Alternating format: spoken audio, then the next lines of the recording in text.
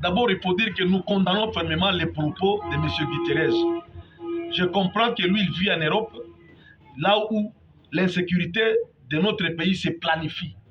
Avec ces propos, je n'hésite pas de dire que c'est les Nations Unies qui planifient l'insécurité dans les territoires de Rutshuru. Comment expliquer que les Nations Unies, tous les pays du monde, toutes les grandes puissances du monde, qu'un monsieur rassasié dise que le M23 a des armes plus que les Nations Unies? C'est regrettable. Nous sommes très déçus. Nous sommes très désolés. C'est pourquoi nous allons prouver à ces Nations Unies que nous sommes capables de faire cette guerre-là. Il faut dire que, comme ils disent qu'ils sont incapables, les Nations Unies, de nous venir en aide, il n'y a plus d'importance de garder les Nations Unies dans notre pays. Parce qu'ils sont incapables. Et même viennent de le déclarer. Si les numéros 1 déclarent, même cet MONUSCO qui est maintenant ici, je crois qu'il est grand temps que la population, nous allons être mobilisés. Après ce sit-in ici, nous allons tous, la population, être mobilisés contre cette Nation Unie, contre cette MONUSCO qui est chez nous.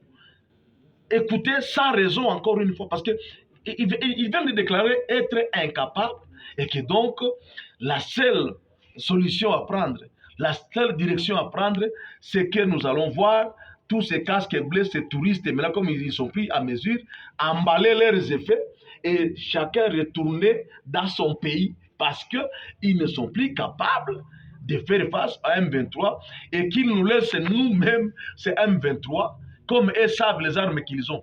D'ailleurs, il faut même poser la question. Un monsieur qui vit aux États-Unis, en Amérique, M. Guterres, comment il a su que l'M23 a des armes qui sont spéciales, puisque le monde entier, les États-Unis, la Chine, la France, l'Angleterre, la Russie, tout ce monde-là n'ont pas des armes comme celles du M23. Ça veut dire, lui connaît les armes qu'il donne à ce M23 et nous allons prendre nos responsabilités comme Congolais.